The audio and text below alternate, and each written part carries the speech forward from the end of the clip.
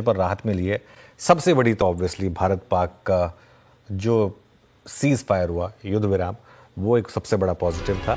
उसके अलावा और भी पॉजिटिव हैं। यूएस चाइना की ट्रेड डील हुई और ये भी एक बड़ा पॉजिटिव है। इन सब पर बातचीत करने के लिए हमारे साथ हीलियोस इंडिया के सीईओ दिनशो ईरानी जुड़े हैं। इनसे बात करते हैं। दिनशो जी, गुड मॉर्निंग। क्या लग रहा है मार्केट अब? सब कुछ ठीक? क्या मार्केट वापस ऑल टाइम हाई की तरफ बढ़ेगा या फिर अभी थोड़ा सा इन लेवल्स पर थोड़ा प्रॉफिट बुकिंग में बेटर रहेगा? क्या आपका व्यू रहेगा? अरुण जी, पहले तो धन्यवाद आपका आपके शो पर आमंत्रित करने के लिए और आपके आपके दर्शकों को very good morning. Sonu ji, actually जब सबसे बड़ा पहले कंसर्न था जो अप्रैल 2 को उभर के आया था वो था ट्रेड वॉर, जो ट्रेड टैरिफ्स अप्लाई किए थे, और वो लग रहा है अभी रिवर्स हो रहे हैं। इनफैक्ट आपको याद होगा आपके लास्ट या एक आध प्रोग्राम पहले मैंने बोला ही था कि सबसे बड़ी डील होगी चाइना और यूएस की। और कल रात को आज सुबह रादर जो हमने वहां से रिलीज देखा है वो काफी एक एनकरेजिंग रिलीज है कि चाइना और यूएस के बीच में एक टैरिफ एग्रीमेंट हो रहा है। ऑलरेडी मुझे तो लग रहा है कि वहां पे जो पहले सोच रहे थे कि 120-25 टका जो ड्यूटी लगा के रखे थे ऑलरेडी कम करके 80 कर दिया, और अभी प्रपोजल है कि 40 के आसपास आ जाएगी। तो that will be very palatable, मतलब वो एक एक्सेप्टेबल भी रहेगा। 25 से 30 से 40 के बीच में जो ड्यूटी होगी वो। और दूसरा जो मेजर जो हमें सेटबैक मिला था बीच में, टैरिफ तो चल ही रहा था, वो जैसे आपने बोला कि इंडिया पाकिस्तान वॉर, वॉर नहीं मतलब जो झड़प हुई थी, वो एक तरह से युद्ध विराम जो डिक्लेयर हुआ वीकेंड पे, वो एक बहुत बड़ा रिलीफ है, क्योंकि उसके चलते अभी आप आगे चल के आप अभी फंडामेंटल्स का सोच सकते हैं। तो अभी आप देखें, फंडामेंटली देखें अगर जो बाजार को, तो जो आज की तारीख में हमारा जो रैली आई है, आज आज की रैली इंक्लूडेड 2-2.5 टके की जो रैली है उसको इंक्लूडेड आप देखें तो निफ्टी 50 ईयर टू डेट सिर्फ 4 टका चला है। तो उसके हिसाब से हमें ये लगता है कि ठीक है, अभी जो होना था वो हो गया।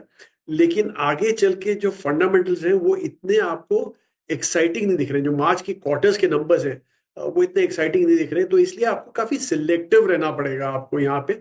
और उन्हीं सेक्टरों में जहां पे आपको ग्रोथ दिख रहा है, एक तो हमें जैसे डोमेस्टिक रिलेटेड सेक्टर्स है वहां पे आई थिंक एक रिलीफ जो आया है कि कंजम्पशन में ऑलरेडी आरबीआई ने काफी मूव किए हैं उस, तो उससे हमें लग रहा है कि वहां पे एक जो डोमेस्टिक रिलेटेड सेक्टर्स है वहां पे काफी अच्छा ग्रोथ मिल सकता है आपको। पॉकेट्स में आपको प्रॉफिट बुक करना पड़ेगा, और सर्टेन पॉकेट्स अभी भी हमें अच्छे लग रहे हैं। तो कौन सी पॉकेट्स में सबसे ज़्यादा बुलिश हैं आप? सबसे ज़्यादा इंक्रीमेंटल एडिशन कहाँ कर रहे हैं? जी देखिए, हम तो वैसे बैंकिंग फाइनेंशियल सर्विसेज वो हमें पहले से ही बहुत पसंद है। और उल्टा ये एक रिलीफ आने के बाद, जो जो युद्ध विराम हुआ उसके बाद, तो हमें लग रहा है कि वो सेक्टर बहुत ही अच्छा करेगा। आरबीआई का भी नजर उस पे ही है, क्योंकि उसी को लेके डिमांड ग्रोथ हो सकता है। जैसी लिक्विडिटी इन्फ्यूजन होगी तभी आपकी डिमांड ग्रोथ आएगी। ऑलरेडी एक रिलीफ मिल चुका है इन टर्म्स ऑफ टैक्सेस, तो वो तो एक पेल्पेबल डिमांड ग्रोथ की तरफ पॉइंट कर सकती है। और दूसरा, जो अभी पे कमीशन डिसाइड होने वाला है वहां पे भी एक अच्छी मूव आ सकती है। तो इसलिए हमें लग रहा है कि बैंकिंग फाइनेंशियल सर्विसेज काफी हद तक एक एडवांटेज पे है, और वो हमें काफी पसंद है यहाँ पे। और दूसरा, टूरिज्म सेक्टर, अगेन हमारे पास जो लार्जेस्ट एयरलाइन है कंट्री की वो है हमारे पास, होटल्स हैं सारे हमारे पास। तो हमें लग रहा है कि वहां पे एक जो ये रिलीफ आया है युद्ध विराम का, उसको लेके और भी अच्छा ग्रोथ आ सकता है। तो इसलिए हमें ये सब सेक्टर काफी पसंद है। दिनशो जी, गुड मॉर्निंग। वीरेंद्र बोल रहा हूँ और आपने तो मेरा अगला प्रश्न ही छीन लिया। एविएशन, ट्रेवल्स एंड टूरिज्म कुछ पूछने के बाद मतलब आपका कन्विक्शन ये लोअर लेवल्स पे कुछ ऐड किया था आपने। अच्छा, एक और चीज़ मैं आपसे और पूछना चाहूँगा, थोड़ा सा इस बास्केट से अगर हम बाहर निकलें, ये तो खैर आपने इसका कन्विक्शन जाहिर कर ही दिया। एक दो पॉकेट्स और जो स्क्रीन पे इस वक्त विजिबल हैं, स्ट्रेंथ दिखा रही हैं, उसमें रियल स्टेट आ रहा है, उसमें फिर एचएफसीज में मूव आ रहा है।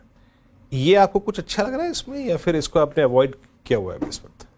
जी देखिए वीरू जी, एक्चुअली जो रेट कट होता है, जो काफी मुमकिन है। वही अब यूएस अलग है, इंडिया का स्टोरी अलग है, क्योंकि हमारा इन्फ्लेशन का इशू नहीं है अभी। ये सब हो गया तो इसलिए मुझे लगता है रेट कट एक जायज है, और उसमें आपके सारे रेट सेंसिटिव्स, और रियल एस्टेट सबसे बड़ा रेट सेंसिटिव होता है, तो वो तो मुझे लगता है कि एक बेनिफिशियरी है ही है। लेकिन वहां पे भी जैसे हमें लग रहा है कि जो डिमांड आ रहा है वो ओनली हाई टिकट्स में आ रहा है। आपके जो एंट्री लेवल जो रियल एस्टेट है वहां पे इतना बढ़िया नहीं हो रहा है, तो इसलिए वो थोड़ा संभल के रहना पड़ेगा आपको। लेकिन बहरहाल जो HFCs आपने बोले, वो लगता है हमें बेटर प्लेस्ड है टू कैप्चर दिस ग्रोथ, क्योंकि वहां पे रिटेल का भी पुश आ जाता है वगैरह, तो इसलिए वहां पे हमें ज्यादा कंफर्ट है देन प्योर रियल एस्टेट। और जो फार्मा में इतने स्केप्टिकल वॉइसेस आ रहे हैं, मतलब जो आपको परेशान कर रहे हैं टैरिफ का, अगला अगर आप देखें जो टारगेट फार्मा है स्पेशली, और लास्ट टाइम तो यूएस FDA को लेकर भी उन्होंने टिप्पणी की थी कि प्लीज़ आप थोड़ा सा जो अपने आई थिंक टेस्ट्स हैं और आई थिंक जो स्कैनिंग है साइट्स की, जितनी भी फार्मा साइट्स उसकी, वो थोड़ा सा उसको दुरुस्त कीजिए। ट्रंप ने ये भी कहा था। फार्मा को लेकर थोड़ा अनकंफर्टेबल है अभी आप? जी बिल्कुल नहीं, आई थिंक फार्मा सबसे बड़ी अनसर्टनिटी है। इनफैक्ट जो कल मतलब आज सुबह का जो ट्वीट था ट्रम्प जी का अबाउट कि आपके जो ब्रांडेड फार्मास्यूटिकल्स है यूएस में इतने एक्सपेंसिव क्यों है as compare to other countries, I think price parity होनी चाहिए वगैरह। वहां पे इतनी सारी अनसर्टनिटी आ गई है वीरू जी, तो हमें बिल्कुल कंफर्ट नहीं आ रहा वहां पे। स्पेशली जो यूएस फेसिंग फार्मा कंपनीज है उन पे तो बिल्कुल नहीं आ रहा है, क्योंकि एक टारगेट है उनका और उन्होंने लिखा था कि couple of $1 trillion will be saved by consumers। मतलब उनको काफी कन्विक्शन है वहां पे कि अगर जो एक पैरिटी है, और उसमें कोई क्लैरिटी भी नहीं थी कि whether it was branded general, मतलब ब्रांडेड प्रिस्क्रिप्शन ड्रग्स लिखा था उन्होंने, प्रिस्क्रिप्शन ड्रग्स लिखा था सॉरी। तो whether it will be only जो पेटेंटेड है उनके ऊपर है अटैक, कि जो ब्रांडेड जेनरिक्स है उनके ऊपर अटैक है। तो इसलिए वो अनसर्टनिटी में बाजार को वैसे भी वो पसंद नहीं होता, इसलिए हमें भी बिल्कुल पसंद नहीं है, और हम सब किसी क्लैरिटी की वेट करेंगे before taking a call here. और बहरहाल एनीवे आप देखिए, I don't think valuations also that exciting वहां पे, तो इसलिए दूर रहे तो बेटर। दूर रहें तो बेटर है इस समय। आप काफ़ी पॉजिटिव रहे हैं ट्रैवल एंड टूरिज्म स्पेस पर। हालांकि इसमें काफ़ी कम लिस्टेड स्टॉक्स हैं। इनमें टॉपअप करने का टाइम है क्या ये? जी मैं ये नहीं बोलूंगा कि टॉप अप करने का टाइम है कि नहीं, लेकिन हम हमेशा अपॉर्चुनिटी देखते रहते हैं यहाँ पे कि ऐड करते रहे हमारे पोर्टफोलियो को।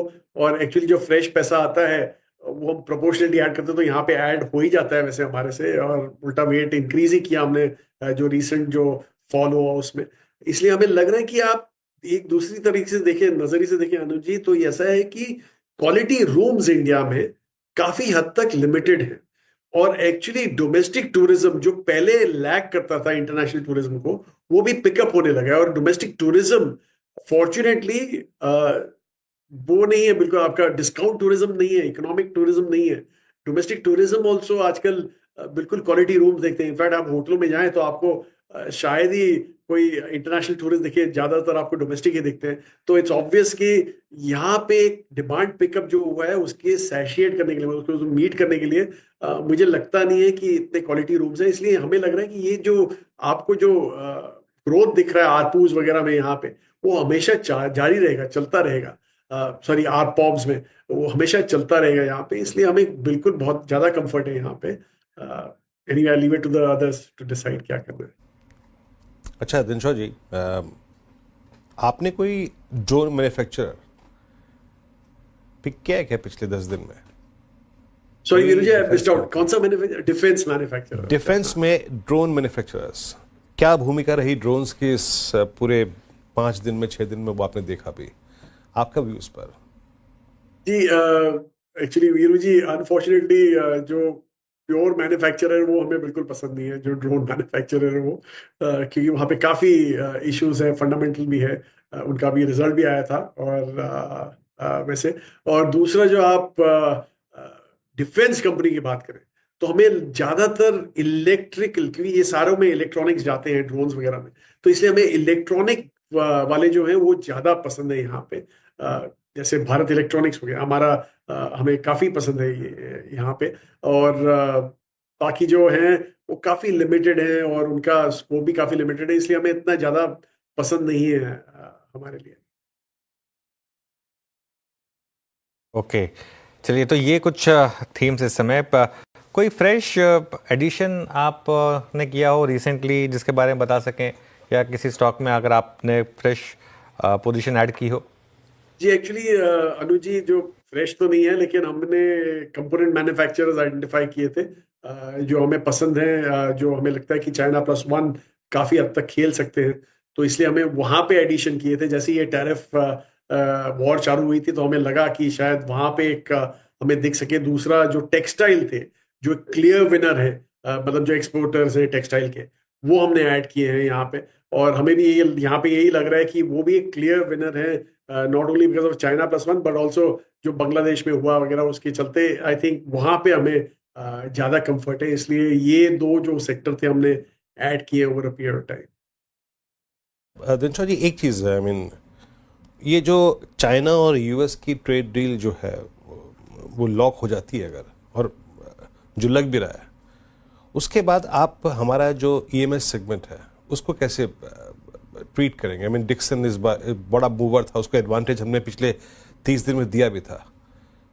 इलेक्ट्रॉनिक मैन्युफैक्चरिंग सेगमेंट को आप कैसे देखते हैं इस वक्त इस न्यूज़ फ्लो के साथ?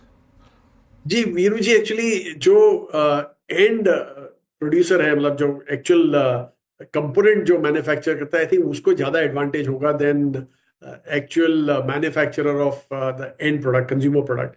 तो इसलिए आप जैसे हम यही बोलते हैं कि आप मार्जिन देख लीजिए। जो हमारे सबसे बड़े मैन्युफैक्चरर हैं, जो एक्सपोर्टर हैं हमारे, जो मिनी फॉक्सकॉन जिसको बुलाते हैं, डिक्सन जो है, कितने कम मार्जिन पे काम होता है वहां पे। इसलिए क्योंकि वो ज्यादातर जो कंपोनेंट्स है वो आउटसोर्स करते हैं, इनसोर्स करते हैं, और उनको जस्ट असेंबल करके पास ऑन कर देते हैं। इसलिए हमें ये ज्यादा पसंद नहीं है, रादर हमें कंपोनेंट्स वाले ज्यादा पसंद है। तो हमें लग रहा है कि वहां पे आप ज्यादा कैपिटलाइज कर सकते हैं।